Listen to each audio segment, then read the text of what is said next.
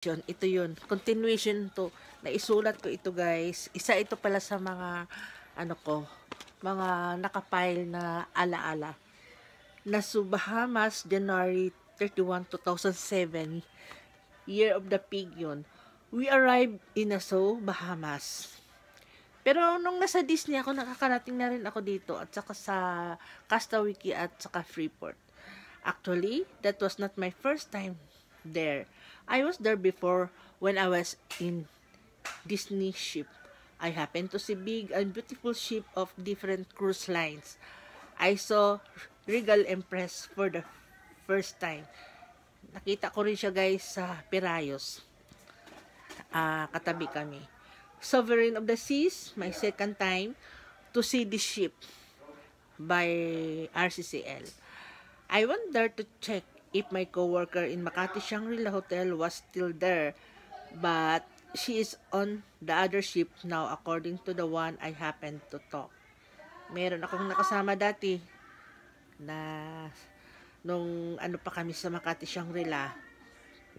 So, wala siya, nasa iba siyang barko kasi nagmet kami nito na pinuntahan niya ako sa St. Thomas at pinakain niya ako sa crewmates nila. Binigyan niya ako ng t-shirt. So yun. But first, I dropped by to the sister ship of my ship before the Disney ship. Hindi ko alam kung Disney Wonder. Yeah, Disney Wonder. Oh, dali lang. Tapusin ko lang to. I saw my crew members before yan sa Disney Wonder. They were surprised to see me. I didn't expect to see them. I was there to see my friends, good guys, not those I happened to see and talk. Alam mo, guys, maraming mga rin ng mga crew mo dati na yung bang gulat sila na napunta ka na sa ibang barko. Yun, yung mga ganon ba? Akala mo sila lang ang anak ng Diyos. I don't like those people. They are nasty because they always talk insulting words. I didn't care. I just ignored of whatever they have told me. I respect myself. I also saw Carnival's fascination. Wow. Sensation. Dali lang. Tapusin ko lang ni Elation, Jewel of the Seas. Wow, ang daming barko dun sa Bahamas, guys.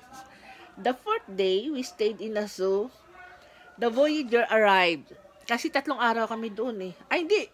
5 days nga eh. And dock alongside.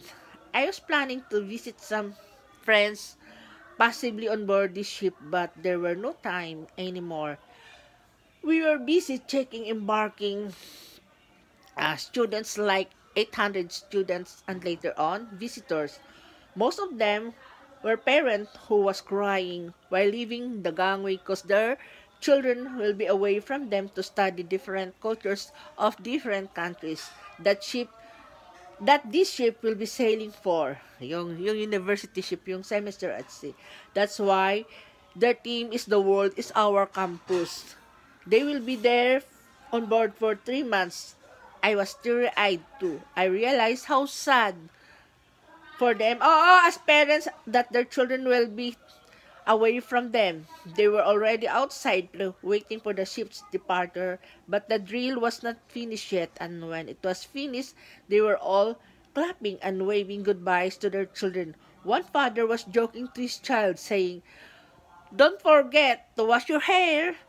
It made me laugh while I was crying inside too. I realized that I myself will be going around the world too by working here in this elegant and beautiful ship. My first time to travel around the world. Though this is not my first time to travel, but this is quite different from my itineraries before. I felt that this is God's gift to me for all my wishes to travel and to see all His wonderful creation.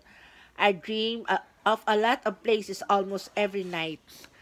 I felt proud that I'm going to see the wonderful places that our Almighty God has made.